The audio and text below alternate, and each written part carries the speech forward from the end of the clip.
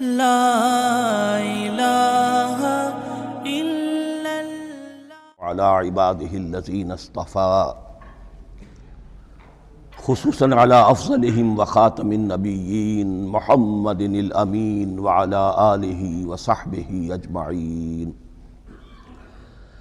اما بعد فاعوذ بالله من الشيطان الرجيم. بسم الله الرحمن الرحيم. الحمد لله رب العالمين الرحمن الرحيم مالك يوم الدين إياك نعبد وإياك نستعين اهدنا الصراط المستقيم صراط الذين أنعمت عليهم غير المغضوب عليهم ولا الضالين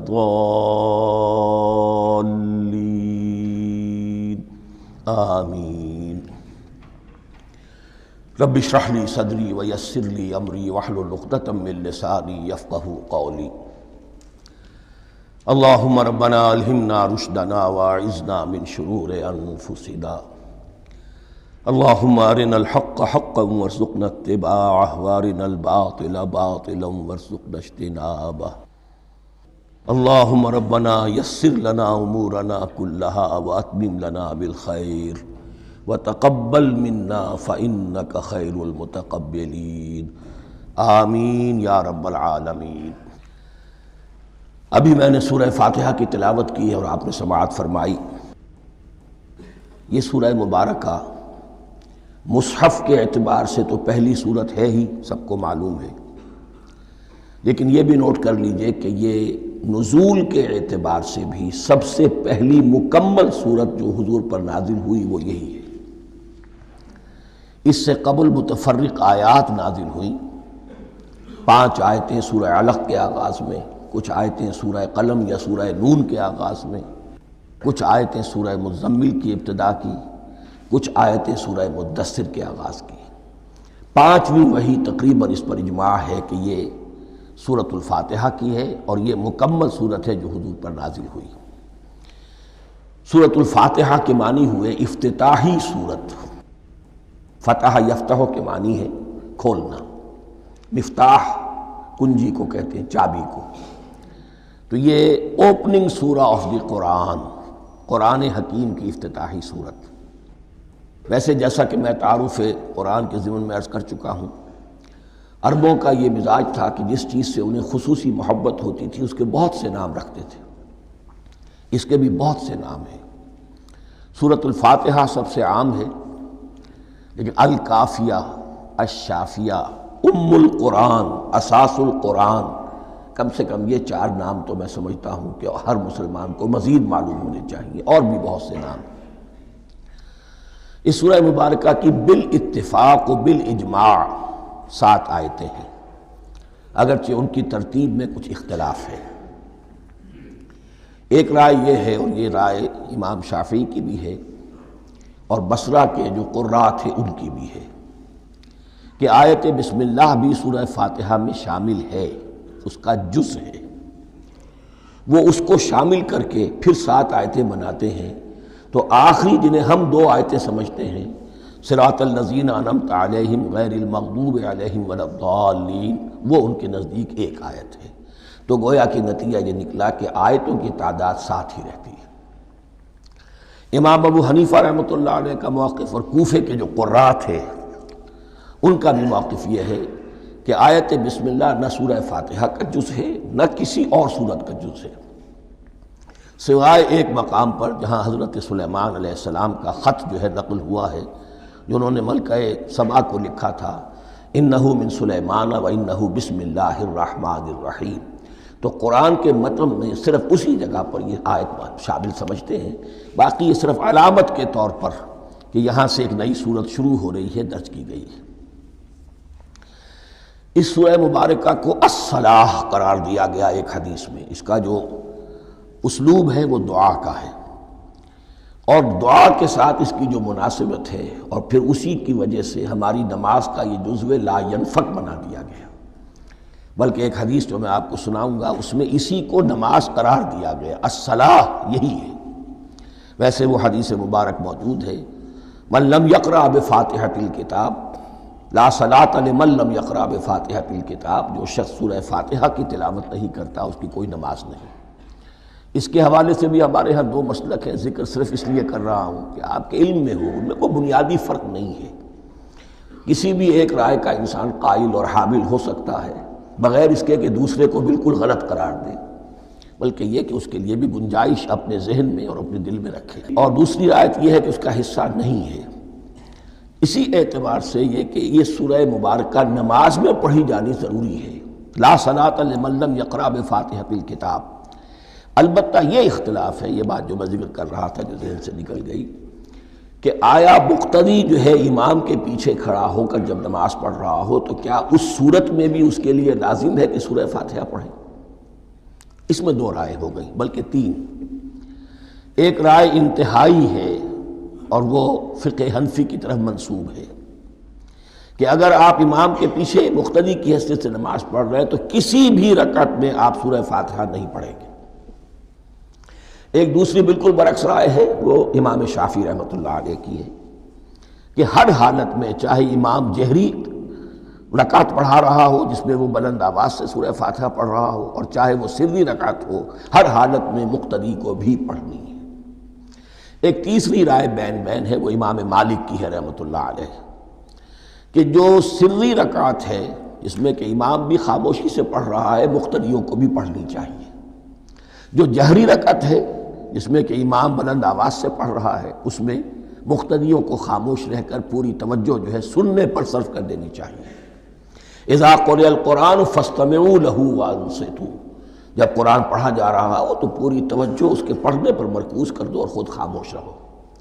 میرے اپنی رائے میں یہ تیسری رائے سب سے زیادہ صائب ہے اور اس میں کسی طرح کی بھی کوئی پیچیدگی پیدا نہیں ہوتی۔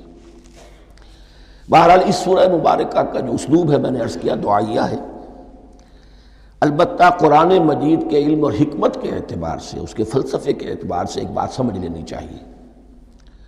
قرآن کا فلسفہ یہ ہے کہ بنیادی ہدایت ہر انسان کے دل میں موجود ہے، بالقوہ، پوٹینشلی۔ یہ جو قرآن مجید یا اللہ کی کتابیں نازل ہوتی ہیں یہ انہیں ایکٹیویٹ کرتی ہیں، وہ اندر کی جو ڈورمنٹ کانشسنس ہے، خابیدہ شعور جو ہے اسے بیدار کر کے، اور پھر یہ کہ اسے اجاگر کرتی ہیں۔ ہر سلیم الفطرت انسان اور سلیم العقل انسان، دو سلامتی شرط ہیں۔ سلیم الفطرت، نیچر پرورٹڈ نہ ہو، فطرت مسخ نہ ہو گئی ہو، عقل سلیم ہو۔ ان دونوں چیزوں کا نتیجہ یہ نکلتا ہے کہ وہ انسان از خود، بغیر کسی وحی کی رہنمائی کے، بغیر کسی نبی کی تعلیم کے سے استفادہ کیے ہوئے از خود بھی کچھ حقائق تک پہنچ جاتا ہے۔ اور وہ حقائق کیا ہیں؟ نمبر ایک یہ کہ اس کائنات کا ایک خالق ہے اور وہ ایک ہے، اور وہ تمام صفات کمال سے متصف ہے۔ نمبر دو یہ کہ انسان کی زندگی صرف یہ زندگی نہیں ہے بلکہ ایک اور زندگی ہے کہ جس میں اس زندگی کے اعمال کے نتائج برآمد ہوں گے۔ یہ دو باتیں، اس کی زیادہ وضاحت کے ساتھ جو ہے اس کا تذکرہ آئے گا سورہ لقمان میں، جہاں حضرت لقمان کی شخصیت کا تذکرہ ہے۔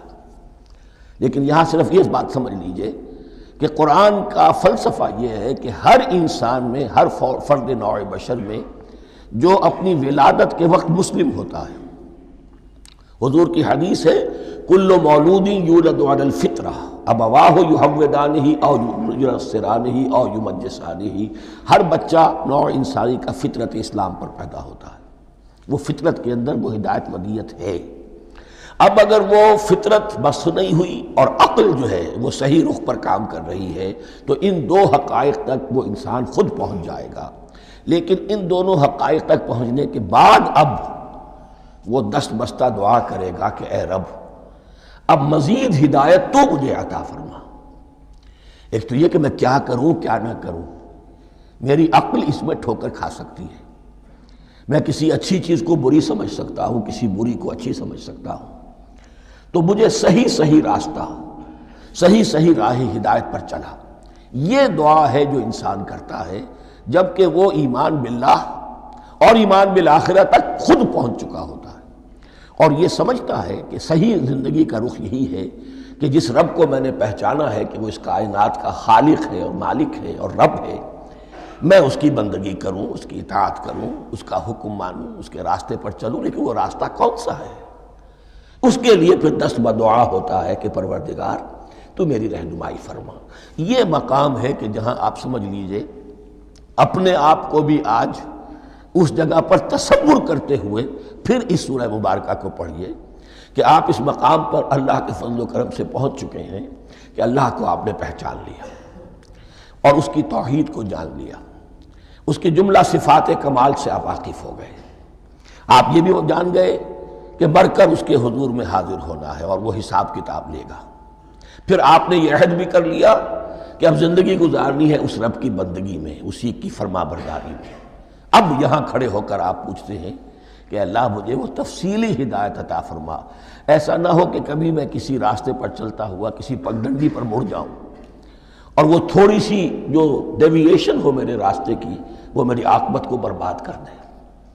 یک لحظہ غافل گشتم و صد سال راہم دور شد، اس لیے کہ ہوتا یہی ہے سیدھے راستے سے ذرا سی کوئی پگڈنڈی جو ہے تھوڑے سے اینگل پر نکلی ہے، لیکن جب چلتے جائیں گے آپ تو جتنے آگے بڑھیں گے اس پر، اس راہ صراط مستقیم سے آپ اتنے ہی زیادہ دور ہوتے چلے جائیں گے۔ یہ ہے قرآن مجید کی حکمت اور فلسفے کے اعتبار سے اس سورہ مبارکہ کا مقام۔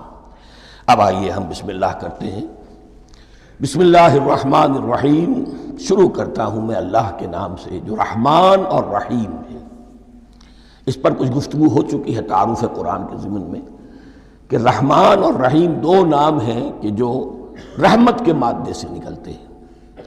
رحمان میں اللہ تعالیٰ کی رحمت کا جوش، ہیجانی کیفیت، طوفانی کیفیت، اور رحیم میں اللہ تعالیٰ کی رحمت کا دوام اور تسلسل۔ یہ دونوں کیفیات اللہ کی رحمت میں بیک وقت موجود ہیں، جس کا ہم تصور نہیں کر سکتے۔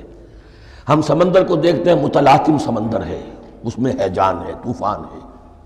دریا کو دیکھتے ہیں کہ وہ سکون کے ساتھ چل رہا ہے، خاموشی سے چل رہا ہے، بہہ رہا ہے، بس تسلسل کے ساتھ بہہ رہا ہے۔ ہم ان دونوں کیفیات کو علیحدہ علیحدہ دیکھتے ہیں تو ہمارا ذہن ان دونوں کو بیک وقت اس کا تصور نہیں کر سکتا، تخیل ممکن نہیں۔ لیکن اللہ کی رحمت کی یہ دونوں شانیں مستقلاً ہر وقت موجود ہیں، بیک وقت، اسی لیے ان دونوں کے درمیان کہیں حرف عطف نہیں آئے گا۔ بسم اللہ الرحمن الرحیم، الحمدللہ رب العالمین۔ کل حمد، اور حمد کو ذہن میں رکھ لیجئے، حمد مساوی ہے تعریف جمع شکر۔ عام طور پر ترجموں میں ایک لفظ لایا جاتا ہے، کل تعریف اللہ کے لیے، یہ کافی نہیں ہے۔ تعریف آپ کسی شے کی کر سکتے ہیں جس میں کوئی حسن ہے، خوبی ہے، کسی بھی اعتبار سے، خواہ آپ کو اس کے حسن و خوبی سے کوئی فائدہ حاصل نہیں ہو رہا۔ ایک پھول ہے، بہت خوبصورت ہے، بس ٹھیک ہے، خوبصورت ہے، آپ نے کہا، تعریف کر دی۔ شکر کرتے ہیں آپ اس شے کا جس سے آپ کو کوئی فائدہ پہنچا ہو، استفادہ ہوا ہو، آپ کی کوئی ضرورت پوری ہوئی ہو، آپ کی کوئی مشکل رفع ہوئی ہو۔ اور آپ دیکھیں گے کہ حمد میں یہ شکر کا پہلو غالب ہے۔ جتنی بھی دعائیں ہیں حضور سے منقول، شکر کے مقام پر وہاں حمد آتا ہے۔ بھوک لگی ہوئی تھی، کھانا کھایا، الحمدللہ الذی اطعمنی وسقانی۔ اب یہاں دیکھیے ترجمہ تعریف نہیں، شکر ہے اس اللہ کا جس نے مجھے کھلایا اور پلایا۔ آپ بیت الخلاء سے باہر آئے، نجاستیں آپ سے دور ہو گئیں، طبیعت میں انشراح ہوا، الحمدللہ الذی اذھب عنی الاذی وعافانی۔ وہ شکر ہے اس اللہ کا جس نے اذیت بخش چیزیں مجھ سے دور کر دیں اور مجھے عافیت بخشی۔ تو یہ الحمدللہ رب العالمین، اللہ تعالیٰ کا حسن و کمال اور حسن و جمال اپنی جگہ بھی اس انتہا کا ہے کہ جتنی تعریف اس کا حق ہے ہم کر ہی نہیں سکتے، لیکن اس کے احسانات اور انعامات ہم پر اتنے ہیں کہ ہم ان کو بھی گن نہیں سکتے۔ لہٰذا ایک ہی احصاء ہم نے کر دیا الف لام کے ساتھ، الحمدللہ رب العالمین۔ تمام تعریفیں اور کل شکر اللہ کے لیے ہیں کہ جو تمام جہانوں کا پروردگار ہے، رب ہے، مالک ہے۔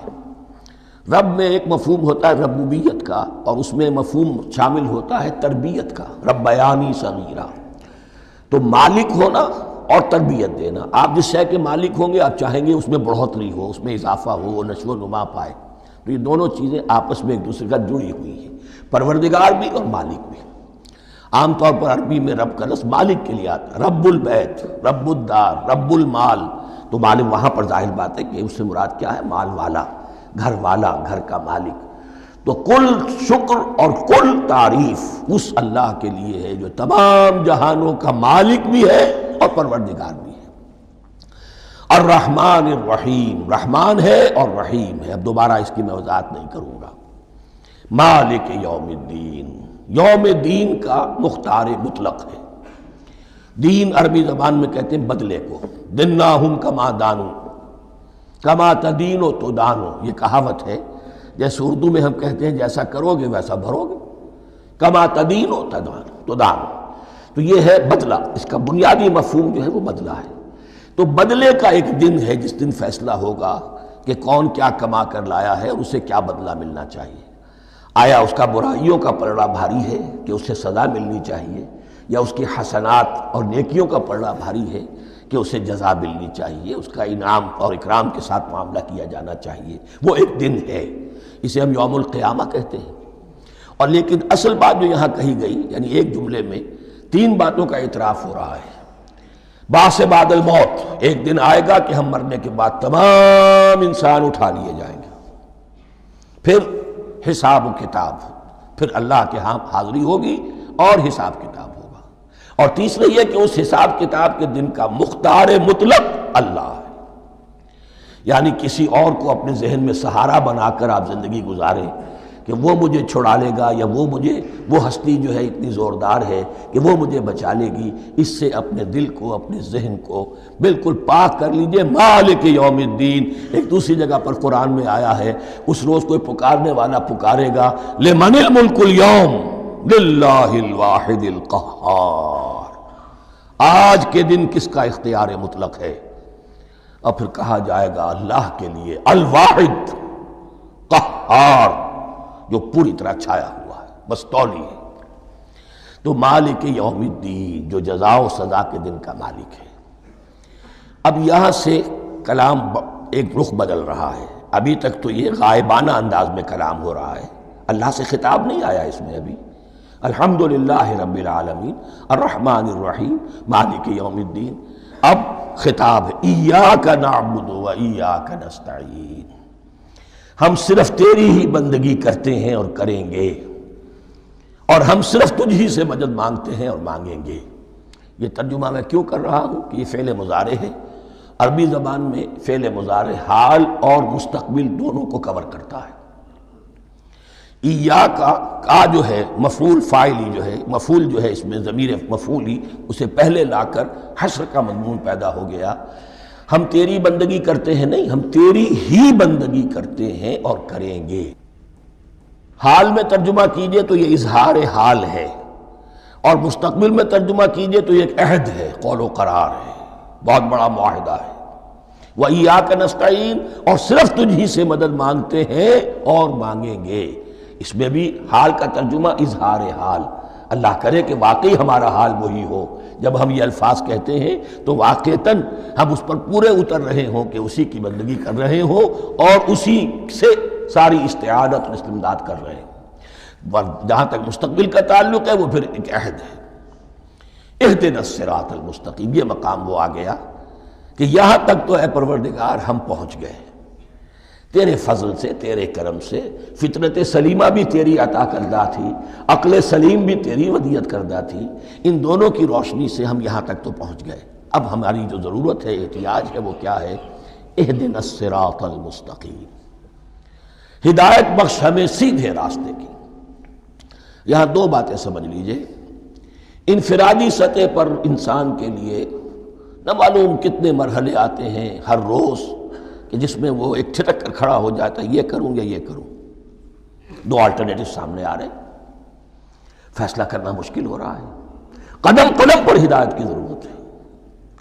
اور اجتماعی طور پر نوع انسانی 3 بڑے بڑے تمدنی مسائل میں واقعہ یہ ہے کہ تسلیم کر لیا جانا چاہیے کہ عقل انسانی اس کو راستہ نہیں دکھا سکتی. عام معاشرتی سطح پر مرد اور عورت کے درمیان حقوق اور اختیارات کا کیا توازن ہو، ناممکن ہے، انسان طے نہیں کر سکتا۔ انسان یا مرد ہے یا عورت ہے۔ عورت سوچے گی اپنے لحاظ، اپنے جذبات کا، اپنے خیالات کا لحاظ رکھے گی، مرد کے جذبات و احساسات کا اس کا کوئی تصور ہی ممکن نہیں۔ مرد سوچے گا اسے اپنے احساسات معلوم ہے، لیکن یہ کہ عورت کے احساسات سے وہ نابلد ہے، ان کو محسوس کر ہی نہیں سکتا۔ لا محالہ وہ اپنے بارے میں وہ جو بھی نظام بنائے گا اس میں وہ اپنی بالادستی رکھے گا۔ وہ تو ایک ہی ہستی ہو سکتی ہے کہ جو دونوں کی خالق ہے، مرد کی بھی عورت کی بھی، اور اس کو دونوں سے محبت ہے، دونوں کا خیر خواہ ہے، دونوں کا رب ہے، دونوں کو پروان چڑھانا چاہتا ہے۔ اسی طرح فرد اور معاشرہ یا ریاست، حکومت اور ریاست ہمیشہ یہ چاہتی ہے کہ سارے اختیارات ہمارے ہاتھ میں آ جائیں، ٹوٹلیٹیرین سوسائٹی ہو، بس ہم حکم دیں اور لوگ اس پر چلیں۔ افراد یہ چاہتے نہیں، ہمیں آزادی ہونی چاہیے۔ اب آپ دیکھیے کہ دنیا میں کتنے جھگڑے چلتے ہیں اسی پر، فریڈم فریڈم فریڈم۔ وہ فریڈم واقعتاً اپنی جگہ پر ایک شے ہے، افراد کی آزادی ہونی چاہیے، لیکن افراد کی آزادی اتنی نہ ہو جائے کہ وہ مادر پدر آزاد ہو جائے، کوئی قانون، کوئی قاعدہ، کوئی اخلاقی، کوئی حدود اور قیود جو ہے ان کا پابند نہ رہے۔ تو اب کہاں ہے وہ نقطہ اعتدال کہ جس میں انسان کی انفرادی آزادی، انفرادی اختیار اور ادھر اجتماعی مصلحتیں جو ہیں ان کو بیلنس کیا جا سکے؟ انسان طے نہیں کر سکتا، صرف اللہ ہی اس کے لیے نظام دے سکتا ہے۔ تیسرا مسئلہ ہے سرمایہ اور محنت، اس میں کیا توازن ہو؟ سرمایہ اور محنت دونوں مل کر کچھ بنا رہے ہیں، کچھ پروڈیوس کر رہے ہیں۔ اب اس میں نفع جو ہوا ہے اس میں سرمایہ کا کتنا حصہ ہونا چاہیے اور لیبر کا کتنا ہونا چاہیے، کون طے کر سکتا ہے؟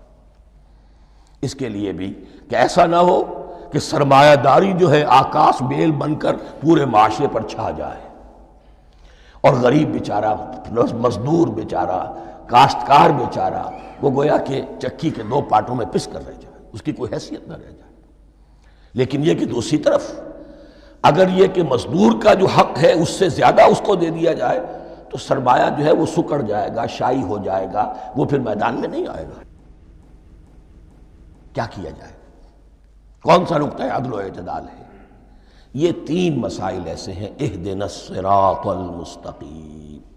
تو یوں سمجھیے کہ ایک جو بنیادی ہدایت تھی، ایک اللہ کو پہچان لینا، یہ جان لینا کہ کل حسن و جمال اور تمام انعام و اکرام کا منبع اس کی ذات ہے، وہ رحمان ہے اور رحیم ہے، اور یہ جان لینا کہ مرنے کے بعد جی اٹھنا ہے، حساب کتاب ہے، فیصلہ ہوگا جزا و سزا کا، اور مختار مطلق اس دن کا اللہ ہے۔ پھر یہ عہد کر لینا ایاک نعبد و ایاک نستعین۔ اس کے بعد دعا، پروردگار ہمیں ہدایت پر قائم رکھ، ہماری ہدایت میں اضافہ فرما۔ اس ہدایت کے لفظ کو سمجھ لیجئے، بنیادی ہدایت، تفصیلی ہدایت، قدم قدم پر ہدایت، ہدایت پر ہدایت۔ والذین اہتدوا زادہم ھدی، جو لوگ ہدایت کے راستے پر آتے ہیں اللہ ان کی ہدایت میں اضافہ کرتا ہے۔ تو یہ قدم قدم پر ہمیں ہدایت کی ضرورت ہے اور مرحلہ وار ضرورت ہے۔ ہدایت اس کو بھی کہتے ہیں کہ کسی نے آپ سے کوئی پتہ پوچھا، آپ نے کہا ادھر جانا، پھر دوسری گلی میں مڑنا، پھر جانا دو تین لائٹیں چلے جانا، پھر مڑنا، وغیرہ وغیرہ، یہ بھی ہدایت ہے، نظری طور پر آپ نے بتایا ہے۔ ایک ہدایت یہ ہوئی کہ بھائی میں چلتا ہوں آپ کے ساتھ، میں آپ کو وہاں تک پہنچا دوں گا تاکہ آپ کو دقت نہ ہو، آپ نے منزل تک پہنچا دیا۔ ان دونوں کے درمیان، یہ تو میں نے ایک فرد کی مثال دی ہے، اللہ اور بندے کے درمیان نہ معلوم کتنے مراحل ہیں ہدایت کے۔ تو کسی وقت بھی انسان اپنے آپ کو ہدایت خداوندی سے مستغنا نہیں سمجھ سکتا، اور نہیں تو پروردگار جو ہدایت دی ہے اس کو ہدایت پر قائم رکھ۔ کیا پتہ شیطان کا کوئی حملہ، کیا پتہ ہمارے نفس کی کوئی شرارت کسی ایسے رخ پر ہمیں ڈال دے کہ اب تک کی ساری کمائی بھی ضائع ہو جائے۔ لہذا یہ نہ سمجھیے کہ جب یہ ساری چیزیں ان کو معلوم تھیں، ان چیزوں کا تو اقرار کر رہے تو اب ہدایت کون سی مانگ رہے ہیں؟ تو ہدایت کا تو بڑا میدان کھلا ہوا ہے، اور اس ہدایت کی وہ جو میں نے آخری شکل آپ کو بتائی ہے کہ منزل مقصود تک پہنچا دے، یہ ہدایت بھی قرآن مجید میں اس معنی میں بھی لفظ آیا ہے کہ اہل جنت جب جنت میں داخل ہوں گے تو جو ترانہ حمد ان کی زبان پر اس وقت ہوگا وہ کیا ہے؟ الحمدللہ الذی ہدانا لہذا وما کننا لنہتدی لولا ان ہدانا اللہ۔ کل شکر اس اللہ کا جس نے ہمیں یہاں تک پہنچا دیا، ہدایت دی یہاں تک پہنچا دیا، اور ہم ہرگز نہ پہنچ پاتے، ہم ہرگز ہدایت یافتہ نہ ہو سکتے اگر اللہ ہی ہمیں ہدایت نہ دیتا۔ اہدنا الصراط المستقیم، سیدھا راستہ، صراط الذین انعمت علیہم، اب اس کی مزید وضاحت ہے، راستہ اس کا ان لوگوں کا جن پر تیرا انعام ہوا۔ یہ کون لوگ ہیں؟ اس کی وضاحت آپ کو ملے گی سورہ نساء میں، من یطع اللہ والرسول فاولئک مع الذین انعم اللہ علیہم من النبیین والصدیقین والشہداء والصالحین۔ 4 طبقات ہیں منعم علیہم جن پر اللہ کا انعام ہوا ہے۔ چوٹی پر انبیاء کرام، اس کے بعد صدیقین کرام، اس کے بعد شہداء عظام، اس کے بعد عام صالح مسلمان، صالح ہو۔ یہ بیس لائن ہے، اس سے اوپر کا درجہ شہداء کا ہے، اس سے اوپر کا درجہ صدیقین کا ہے، اور پھر اس سے اوپر کا درجہ انبیاء کا ہے۔ انبیاء میں سے پھر وہ بھی ہوتے ہیں کہ جو اولو العزم میں من الرسل ہیں، لیکن یہ 4 طبقات ہیں، ان کے راستے پر ہمیں چلا۔ غیر المغضوب علیہم ولا الضالین، جو مغضوب علیہم نہیں ہوئے، جن پر تیرا غضب نہیں ہوا، اور غضب ہوتا ہے ان پر کہ جو ہدایت کے واضح ہونے کے بعد ہدایت کو ترک کر دیں، وہ ہے مغضوب علیہم۔ جنہیں ہدایت مل گئی ہو، ہدایت کو پہچان لیا ہو، پھر اپنی شرارت نفس کی وجہ سے، اپنی نفسانیت کی وجہ سے، اپنے تکبر کی وجہ سے، اپنے حسد کی وجہ سے وہ اس حق کو رد کر دیں، اس کو ترک کر دیں، ان پر اللہ کا غضب آتا ہے۔ اور اس میں اس کی بہت بڑی مثال تاریخ کے اعتبار سے یہودی ہیں۔ اللہ نے انہیں ہدایت دی، کتابیں عطا کی، تورات، انجیل، زبور، سینکڑوں نبی ان میں مبعوث کیے، 1400 برس تک نبوت کا تار ٹوٹا ہی نہیں، مسلسل۔ ابتدا میں بھی 2 نبی، موسیٰ اور ہارون، اور اختتام پر بھی 2 نبی، عیسیٰ اور یحییٰ علیہم السلام، اور ان کے مابین کوئی لمحہ نہیں آیا ہے تاریخ بنی اسرائیل میں جبکہ کوئی نہ کوئی نبی موجود نہ ہو۔ لیکن انہوں نے اپنی شرارت نفس کی وجہ سے ہدایت تورات سے بھی منہ موڑا، اور پھر سب سے بڑی بات یہ کہ ہدایت محمدی سے، ہدایت قرآنی سے بھی صلی اللہ علیہ وسلم منہ موڑا، وہ ہے مغضوب علیہم ولا الضالین، اور نہ ہی گمراہ ہوئے۔ یہ لفظ جو آتا ہے عربی زبان میں گمراہ کا بھی ہے اور تلاش حق میں بھٹکنے والے کا بھی ہے۔ ایک وہ شخص ہے جس پر حق ابھی واضح نہیں ہوا، وہ تلاش میں ہے، اس کے لیے بھی ضال کا لفظ آئے گا۔ اسی طرح کوئی شخص کسی کے عشق اور محبت میں ایسا ہو جائے، دیوانہ ہو جائے، اس کو بھی ضال کہتے ہیں، یعنی اس کے اوپر جذبات کا اتنا غلبہ ہو گیا ہے کسی کی محبت اور عشق کی بنا پر۔ تو حضور کے لیے یہ لفظ آیا ہے وَوَجَدَكَ ضَالًّا فَهَدَىٰ، اور یہ تو سورۃ الضحیٰ ہے، اکثر بیشتر لوگوں کو یاد ہوگی۔ تو یہ جو ضال کا لفظ ہے، اس میں سمجھ لیجئے ضروری نہیں ہے کہ وہ گمراہ ہو، بلکہ وہ بھی کہ جو ابھی راہ ہدایت کی طلب میں، اس کے حصول کے لیے اس کی تلاش میں کوشاں ہیں، اور وہ بھی کہ جو کسی مغالطے کی وجہ سے حق سے منحرف ہو جائے۔ یہ بھی جان لیجئے کہ ایک ہے بدنیتی، تکبر، حسد، حق کو جان کر پہچان کر رد کر دینا یا چھوڑ دینا یا ترک کر دینا۔ ایک ہے کسی غلطی میں، کسی جذبات کے اندر آ کر، کسی غلو کے اندر مبتلا ہو کر اور حق سے منحرف ہو جانا۔ اس کی جو سب سے بڑی مثال ہے وہ نصارہ ہے، عیسائی ہے۔ حضرت مسیح کو انہوں نے مانا لیکن غلو کیا۔ یہ لفظ آئے گا آگے، لا تغلو فی دینکم، اپنے دین میں غلو نہ کرو۔ جیسے ہمارے ہاں بھی بعض لوگ ہیں جو حضور صلی اللہ علیہ وسلم کی تعریف میں، حضور صلی اللہ علیہ وسلم کے ساتھ اپنی محبت کے اظہار میں غلو کر جاتے ہیں۔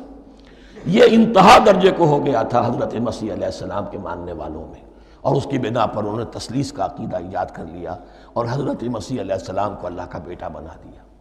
تو اس کی سب سے بڑی مثال ضالین کی اس اعتبار سے کہ ہدایت پانے کے بعد کسی بدنیتی سے نہیں بلکہ کسی اچھے جذبے میں غلو کی وجہ سے، رسول سے محبت کرنا تو اچھا جذبہ ہے لیکن یہ محبت بھی ایک حد میں رہنی چاہیے۔ غلو کرے گی تو ظاہر بات ہے کہ اس کے بعد وہ گمراہی کی طرف لے جائے گی۔ تو یہ ہے اس سورہ مبارکہ کا ترجمہ، اور اس کے بعد آخر میں آمین کہنا یہ مسنون بھی ہے، کہنا چاہیے۔ البتہ اختلاف یہاں بھی صرف اتنا ہے کہ نماز میں جب آپ امام کے ساتھ ہیں، وہ اگر جہری قرات کر رہا ہے تو آیا اس کے بعد آپ کو بھی بالجہر کہنا ہے آمین یا نہیں کہنا، یہ اختلاف ہے، ان میں کوئی فرق واقع نہیں ہوتا۔ یہ چیز متفق علیہ کہ کہنا ہے آمین، بلکہ یہ آمین تو یہودیوں میں ہے، یہ آمین جو ہے یہ عیسائیوں میں بھی ہے، ان کی بھی جو پریئر لارڈس پریئر ہے اس کے بعد آمین، وہ آمین کہتے ہیں، وہ فرق وہ لفظ ایک ہی ہے، اس لیے کہ عبرانی زبان اور عربی زبان یا تو ہم یہ کہہ سکتے ہیں کہ دونوں بہنیں ہیں، کوئی ایک مشترک زبان تھی ان کی ماں جس کی یہ دو بیٹیاں ہیں، اور یا یہ کہنا پڑے گا کہ عربی زبان کی ماں جو ہے وہ عبرانی زبان ہے۔ بہرحال بڑا قریبی رشتہ عربی کا اور عبرانی کا ہے، اس اعتبار سے وہ آمین۔ اب آپ کو معلوم ہے ہم السلام علیکم وہ کہتے ہیں، وہ سلام کہتے ہیں، فرق کیا ہے؟ وہ تو تلفظ کا فرق ہے۔ اسی طریقے سے اور بہت سے الفاظ ہیں، میں بعد میں بتا۔ اب میں اس سورہ مبارکہ کے بارے میں خاص حدیث آپ کو سنانا چاہتا ہوں، اور اسی سے در حقیقت جو امام ابو حنیفہ کا موقف ہے رحمۃ اللہ علیہ، اس کی حقانیت مزید مبرہن ہو جائے گی۔ یعنی کیا کہ آیت بسم اللہ سورہ فاتحہ کا جز نہیں ہے، سورہ فاتحہ الحمدللہ رب العالمین سے شروع ہوتی ہے۔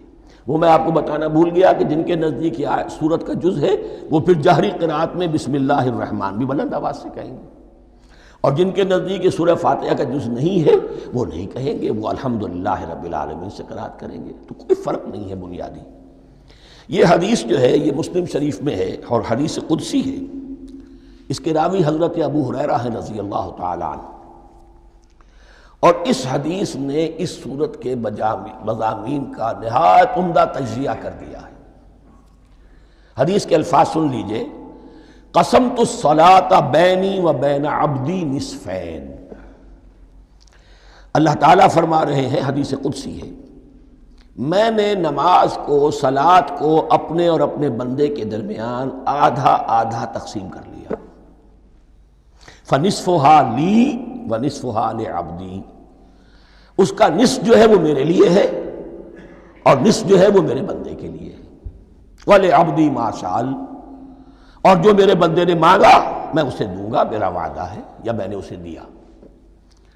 اس کے بعد اس کی تفصیل آتی ہے، اذا قال العبد، جب بندہ کہتا ہے الحمدللہ رب العالمین، قال اللہ حمدنی عبدی، جب بندہ کہتا ہے الحمدللہ رب العالمین، اللہ فرماتا ہے میرے بندے نے میری حمد کی۔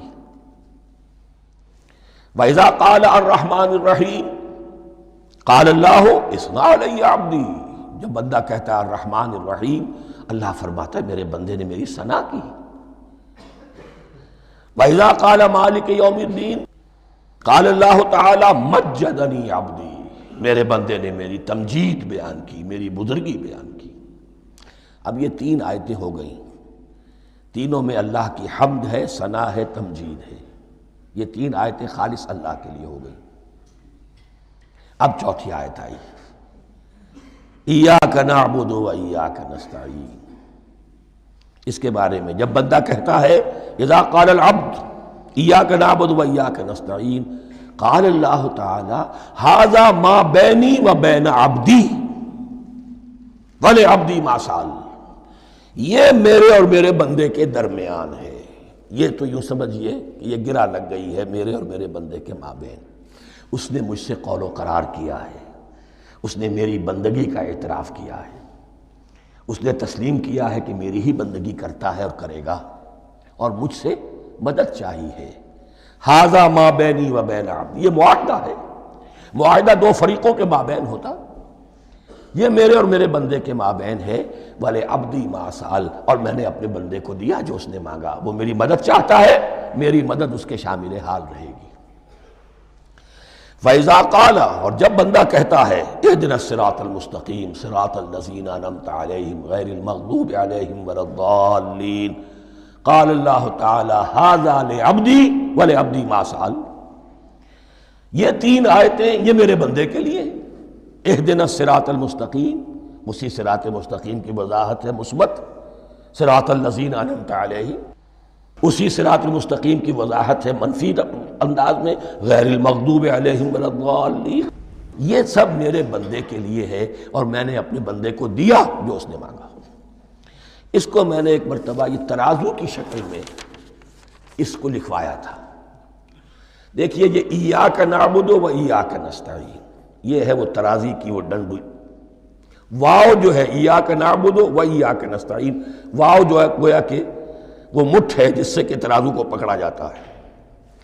ادھر ایک پلڑا ہے جس کی 3 آیتیں ہیں، الحمدللہ رب العالمین الرحمن الرحیم مالک یوم الدین۔ اس کا نتیجہ کیا نکلا؟ ایاک نعبد۔ آپ نے شاید یہ سنا بھی ہو، ایک بہت ہی عمدہ قرات کا جو ریکارڈ ہے قاری عبدالباسط عبدالصمد کا، وہ یہیں سے چل کر سورہ فاتحہ کی قرات کر کے ایاک نعبد پر آ کر رکتا ہے۔ الحمدللہ رب العالمین الرحمن الرحیم مالک یوم الدین ایاک نعبد۔ گویا کہ یہاں یہ صورت بالکل ہاف ہو گئی ہے۔ 3 آیتوں میں اللہ کی حمد ہے، ثنا ہے، تمجید ہے، جس کا نتیجہ ہم تیری ہی بندگی کرتے ہیں، تیری ہی اطاعت کریں گے۔ لیکن اب اس کے بعد سوال ایاک نستعین، اسی کی جو استعانت کیا درکار ہے ہمیں؟ ہدایت۔ ہدایت سب سے بڑی استعانت ہے، ہدایت ہی تو سب سے بڑی مدد ہے۔ اہدنا الصراط المستقیم صراط الذین انعمت علیہم غیر المغضوب علیہم ولا الضالین۔ یہ ایاک نستعین کے حق کے ساتھ یہ 3 آیتیں آ گئیں، اہدنا الصراط المستقیم صراط الذین انعمت علیہم غیر المغضوب علیہم ولا الضالین۔ قسمت الصلاۃ بینی و بین عبدی نصفین فنصفها لی ونصفها لعبدی ولعبدی ما سأل۔ اللہ تعالیٰ اس سورہ فاتحہ کا جو اصل مفہوم ہے وہ بھی ہمارے ذہنوں پر، ہمارے شعور کی سطح پر اسے اجاگر کیے رکھے، ہمیں توفیق دے کہ جب بھی پڑھیں، جب بھی سنیں تو وہ کیفیت اگر ہو جائے۔ اس لیے کہ ایک حدیث ہے کہ الصلاۃ معراج المومنین، نماز تو اہل ایمان کے حق میں معراج کے درجے میں ہے۔ اس حوالے سے ہم یہ سمجھ سکتے ہیں کہ کوئی وقت ایسا آ سکتا ہے کہ انسان کو واقعتاً، روح انسانی واقعتاً اللہ کے یہ جواب سنے۔ انہونی بات نہیں ہے، یہ ہوتا ہے خطاب آخر، اٹھتا ہے حجاب آخر، کرتے ہیں خطاب آخر، یہ تو ہوتا ہے۔ مخاطبہ الہی، یہ تو میں نے عرض کیا کہ ثابت ہے، مخاطبہ، محادث اور تحدیث، اللہ بندوں سے کلام کرتا ہے۔ اب آئیے بسم اللہ الرحمن الرحیم، اب یہ سورہ بقرہ شروع ہو رہی ہے۔ سورۃ البقرہ جو 286 آیات پر مشتمل ہے، تقریباً 2.5 پاروں پر پھیلی ہوئی ہے۔ ہر شخص جانتا ہے کہ یہ قرآن حکیم کی حجم کے اعتبار سے سب سے بڑی سورت ہے، لیکن یہ معاملہ صرف حجم کا نہیں ہے۔ نبی اکرم صلی اللہ علیہ وسلم نے اسے سنام القرآن قرار دیا ہے۔ آپ نے فرمایا لکل شیء سنام، ہر چیز کی ایک چوٹی ہوتی ہے، جیسے اونٹ کا کوہان ہوتا ہے۔ وسنام القرآن البقرہ، سنام القرآن، قرآن کی چوٹی جو ہے وہ سورۃ البقرہ ہے۔ یہ نوٹ کر لیجئے جو میں نے کل آپ کو جو مختلف مکی اور مدنی صورتوں کے گروپوں کے بارے میں بتایا تھا کہ یہاں سے اب پہلی منزل بھی شروع ہو رہی ہے اور پہلا گروپ بھی شروع ہو رہا ہے، اور اس کے ساتھ جو اگلی صورت آئے گی وہ اس کا جوڑا ہے، سورہ آل عمران، جس کی سب سے نمایاں علامت یہ نوٹ کیجئے، یہ بھی الف لام میم سے شروع ہوئی، اگلی بھی الف لام میم سے شروع ہوگی۔ اس کے بعد 2 صورتیں مدنی اور ہیں، لیکن ان دونوں میں نہ حروف مقطعات ہے، نہ کوئی اور تمہیدی کلام ہے، براہ راست خطاب۔ سورہ نساء میں یا ایھا الناس اور سورہ مائدہ میں یا ایھا الذین آمنوا، کوئی تمہیدی بات نہیں، کوئی حروف مقطعات نہیں، براہ راست خطاب۔ وہ ایک جوڑا ہے سورہ نساء اور سورہ مائدہ، اور یہ ایک جوڑا ہے سورہ بقرہ اور سورہ آل عمران۔ سورہ بقرہ اور سورہ آل عمران کو نبی اکرم صلی اللہ علیہ وسلم نے الزہراوین بھی قرار دیا ہے۔ زہرا کہتے ہیں بڑی روشن چیز کو، یہ حضرت فاطمہ رضی اللہ تعالی عنہ کے نام کے ساتھ آتا ہے، فاطمۃ الزہراء، تو زہرا بہت روشن، دمکتی ہوئی شے۔ الزہراوین، یہ 2 نہایت دمکتی ہوئی صورتیں ہیں جو قیامت کے دن دو بدلیوں کی شکل میں ظاہر ہوں گی، حضور نے فرمایا، اور جو لوگ ان صورتوں سے محبت کرتے تھے ان پر سایہ کریں گی۔ اللہم ربنا اجعلنا منہم، ہمیں اللہ تعالیٰ ان میں شامل فرما دے۔ اس سورہ مبارکہ کو دو حصوں میں تقسیم سمجھیے۔ ویسے تو یہ کہ رکوع آئیں گے، پارے بھی بدلیں گے اس میں، لیکن حصے دو ہیں۔ پہلے حصے میں اصل روح سخن سابقہ امت مسلمہ سے ہے، یہود سے، بنی اسرائیل سے۔ دوسرے حصے میں اصل خطاب موجودہ امت مسلمہ سے ہے، امت محمد سے صلی اللہ علیہ وسلم۔ پہلے حصے میں 18 رکوع ہیں لیکن آیات 152 ہیں۔ دوسرے حصے میں 22 رکوع ہیں لیکن آیات 134 ہیں۔ گویا کہ اس سے آپ کو توازن نظر آئے گا کہ اگرچہ ادھر رکوعوں کی تعداد کم ہے 18 لیکن آیات کی تعداد زیادہ ہے 152۔ دوسرے حصے میں رکوعوں کی تعداد زیادہ ہے 22 لیکن آیات کی تعداد 134۔ اسی لیے اس کا ایک نام میں نے تجویز کیا ہے، وہ اس لیے تاکہ کچھ حقائق آپ کے ذہنوں میں ان ناموں کے حوالے سے بھی انشاءاللہ محفوظ ہو جائیں گے۔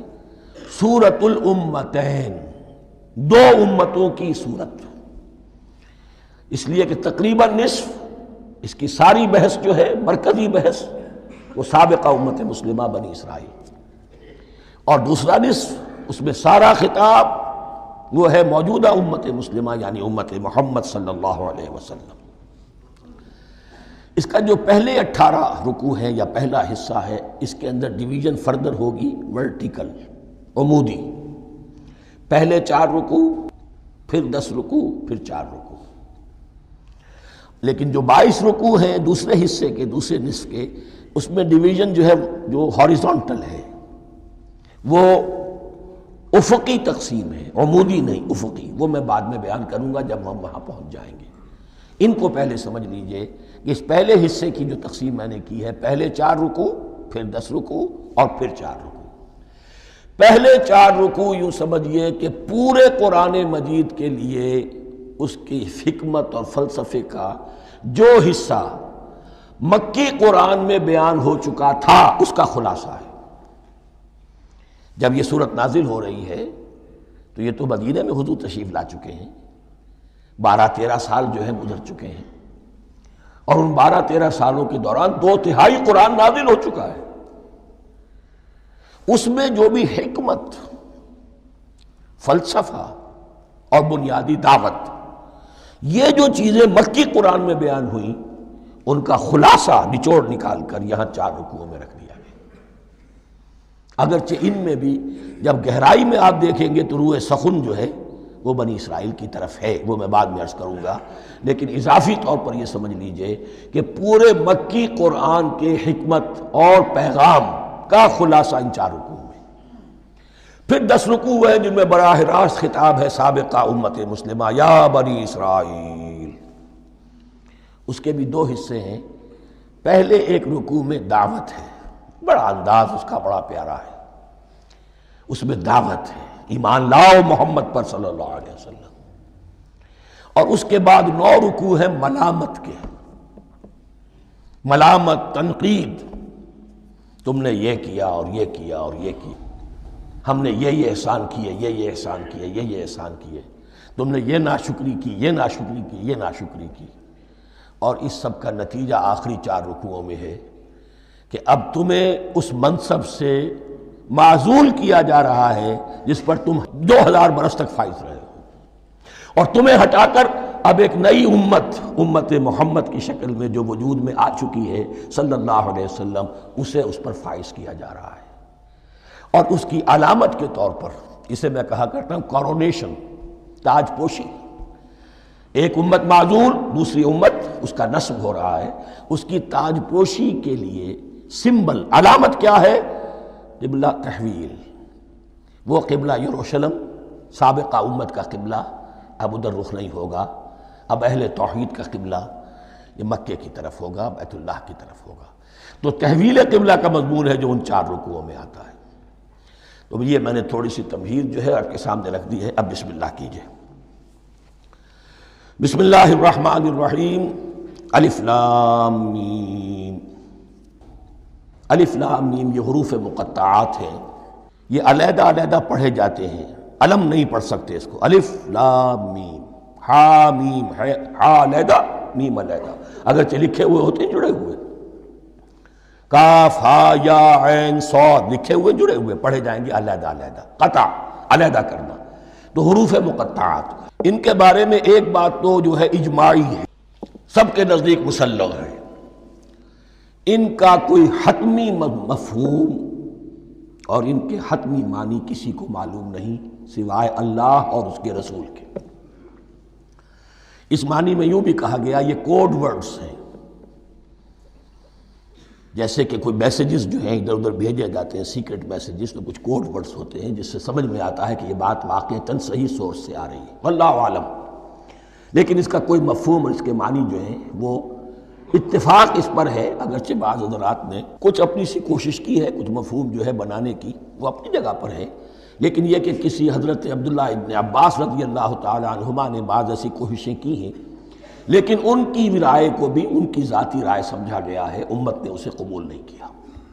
اجماع اور کنسنسس اسی پر ہے کہ اس کے معنی اور مفہوم کسی کو معلوم نہیں سوائے اللہ اور اس کے رسول کے۔ البتہ بعض چیزیں ایسی ہیں کہ وہ اگر نوٹ کر لی جائیں تو شاید آئندہ ہے اس میں کچھ راز کھلنے کے امکانات پیدا ہو جائیں۔ دیکھیے عربی زبان کے جو الفابیٹس ہیں ان کی تعداد 29 ہے یا 28 ہے، میں بتا چکا ہوں۔ الف اور حمزہ کو ایک سمجھے تو 28 ورنہ 29۔ پہلی بات یہ نوٹ کیجئے، قرآن حکیم کی 114 صورتوں میں سے 29 صورتوں میں ان کے شروع میں یہ حروف مقطعات آئے ہیں۔ دوسری بات یہ کہ اس میں 28 کا نصف کیجئے تو 14 استعمال ہوئے، 14 نہیں استعمال ہوئے، بالکل آدھی تعداد استعمال ہوئی ہے۔ تیسرے یہ کہ جو شروع اور آخر اور درمیان 3 حصوں میں تقسیم کر دیجئے آپ، 9 9 9 پلواڑی 27، ایک طرف 10 رہ جائیں گے۔ پہلے حصے میں سے بہت کم حروف لیے گئے، بہت کم،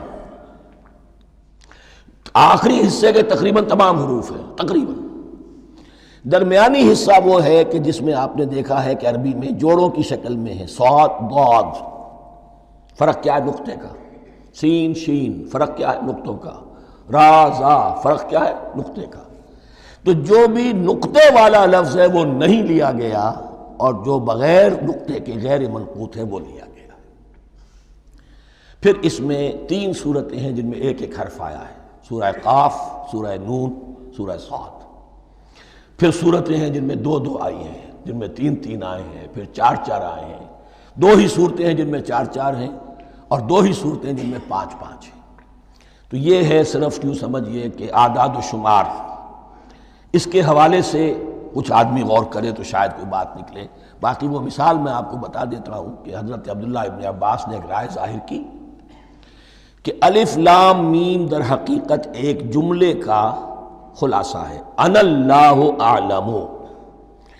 پہلا لفظ انا، اس کا الف لے لیا، درمیانی لفظ ہے اللہ، اس کا درمیانی لام لے لیا، تیسرا لفظ اعلم، یہ آخری لفظ ہے، آخری حرف میم لے لیا، انا اللہ اعلم، میں اللہ جانتا ہوں، واللہ اعلم، واقعتاً اللہ ہی جانتا ہے۔ یہ حضرت عبداللہ ابن عباس کی رائے ہے، لیکن اگرچہ انہیں حبر الامت مانا گیا ہے، لیکن یہ کہ ان کی اس رائے کو بھی اکثر و بیشتر مفسرین نے قبول نہیں کیا۔ اب جو پہلے 2 رکوع ہیں اس سورہ بقرہ کے، ان کے بارے میں تعویل عام اور تعویل خاص کا ایک بڑا بنیادی فرق ہے جو نوٹ کر لینا چاہیے۔ جس وقت یہ صورت نازل ہو رہی ہے، میں عرض کر چکا ہوں کہ 12 سال ہو چکے تھے حضور کو اپنا فریضہ نبوت و رسالت ادا کرتے ہوئے۔ ایک جماعت اچھی بھلی تیار ہو چکی تھی جنہوں نے حضور کی دعوت پر لبیک کہا، ایمان لائے اور آپ کی تعلیمات پر عمل کیا۔ وہ ایک گروہ موجود تھا، یہ ابو بکر ہے، یہ عمر ہے، یہ عثمان ہے، یہ طلحہ ہے، یہ زبیر ہے، یہ عبد الرحمن ابن عوف ہے، یہ مصعب بن عمیر ہے، دیکھ لو۔ اور ایک گروہ وہ تھا کہ جو حق کو جان کر پہچان کر محض اپنی ضد اور ہٹ درمی کی باعث وہ کفر پر اڑ گیا تھا۔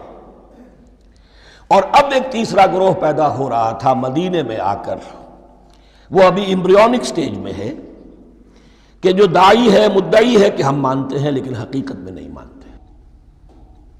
یہ تین قسم کے گروہ دنیا میں ہمیشہ پائے جائیں گے، ہمیشہ۔ اب اسے میں اس کو لا رہا ہوں تعویل عام کی طرف۔ جب بھی کبھی کوئی دعوت اٹھے گی انقلابی، ایک ہوتا ہے واعظ و نصیحت، ٹھیک ہے، جس نے بھی فائدہ اٹھایا اٹھا لیا۔ ایک ہوتی ہے دعوت انقلابی، وہ انقلابی دعوت کا ہدف ہوتا ہے نظام کو بدلنا۔ نظام بدلتا ہے تو ظاہر بات ہے کہ جو لوگ اس نظام میں جن کے ویسٹڈ انٹرسٹ ہیں اور جن کو پریولیجز حاصل ہیں، جن کے مفادات ہیں، وہ تو لازماً اپنے نظام کا تحفظ کریں گے۔ ٹکراؤ ہوگا، تصادم ہوگا، تصادم میں جانی نقصان بھی ہوگا، مالی نقصان بھی ہوگا۔ یہ گویا کہ کسی انقلابی دعوت کے لوازم ہیں۔ اگر یہ شے نہ ہو تو دعوت انقلابی ہے ہی نہیں۔ اس اعتبار سے ہر انقلابی دعوت کے جواب میں تین طبقے پیدا ہو جاتے ہیں۔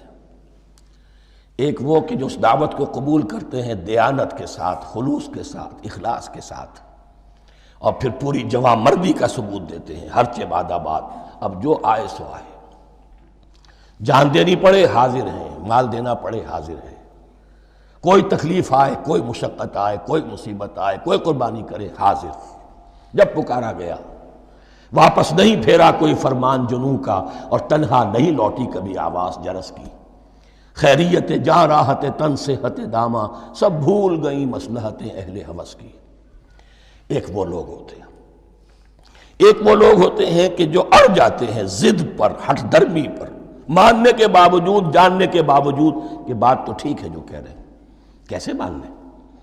ہماری سیادت، ہماری چودراہٹ، ہمارے مفادات، ہمارے یہ ساری چیزیں، ان سب کے اوپر زد پڑ رہی ہے۔ یہ لوگ اڑ جاتے ہیں، اور پھر کوئی دعوت، کوئی نصیحت، کوئی مزید افہام و تفہیم ان کے حق میں مفید نہیں ہوتی۔ اس لیے کہ صحیح بات ہے جو کہتے ہیں کہ سوتے کو تو جگایا جا سکتا ہے، جاگتے کو کیسے جگائیں؟ کوئی سویا ہوا ہے تو آپ اسے جگا دیں گے، جو جاگا ہوا ہے لیکن وہ بنا ہوا ہے، وہ اٹھنے کو تیار ہی نہیں ہے، تو آپ کیسے اٹھا دیں گے اس کو؟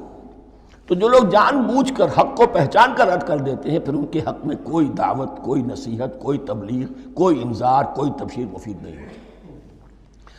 تیسرا درجہ ایسے لوگوں کا ہوتا ہے جو یا تو شروع میں آتے ہی شرارت کے ارادے سے ہیں، کوئی مصلحت ہے جس کی وجہ سے اس دعوت کو قبول کر لیا، کوئی ذاتی منفعت ہے جس کے لیے قبول کر لیا، یا یہ کہ شروع میں تو اخلاص کے ساتھ آتے ہیں، لیکن جب قربانی دینے کا وقت آتا ہے تو ان کے اندر سیرت و کردار کی وہ مضبوطی نہیں ہوتی کہ ہر چہ بعد آباد، یہ نہیں ہوتی، وہ پھر ڈگمگاتے رہتے ہیں، کبھی کچھ چلے پھر کہیں ٹھٹک کر رہ گئے، پھر کہیں کچھ چلے پھر ٹھٹک کر رہ گئے۔ یہ تیسرا طبقہ ہے کہ جو کہتا ہے، دعوی مدعی ہے کہ ہم نے مانا ہے، قبول کیا ہے، بات ٹھیک ہے، کچھ تھوڑا بہت چلتے بھی ہیں، لیکن جہاں مشکل آئی ٹھٹک کر کھڑے ہو گئے، اوندھے منہ گر پڑے۔ یہ تیسرا طبقہ ہے۔ اس کے لیے لفظ ہمارے ہاں منافقین بھی ہے، لیکن اس رکوع میں آ کر، ابھی ان 4 رکوعوں میں نہیں بلکہ سورہ بقرہ میں مکمل میں بھی کہیں نفاق کا لفظ نہیں آیا ہے، اس لیے کہ اسے مرض سے تعبیر کیا گیا۔ یہ مرض ہے ایک، اور اس مرض کے ذریعے سے لوگوں کے اندر جو ہے وہ ایک نفاق کا بیج پڑ رہا ہے، جو ظاہر ہوگا تو منافقت پوری کی پوری کھل کر سامنے آ جائے گی۔ روگ ہے انسانی شخصیت کا، اس حوالے سے وہ تیسری، اور یہ چونکہ اہم ترین حصہ تھا، اور یہ مرض اب شروع ہو رہا تھا، مدینے میں، مکے میں نہیں تھا، لہذا زیادہ تفصیل سے اس کے بارے میں گفتگو ہوئی۔ اب ان 2 رکوعوں کا سلسلے وار مطالعہ انشاءاللہ اس دوسری نشست میں کریں گے۔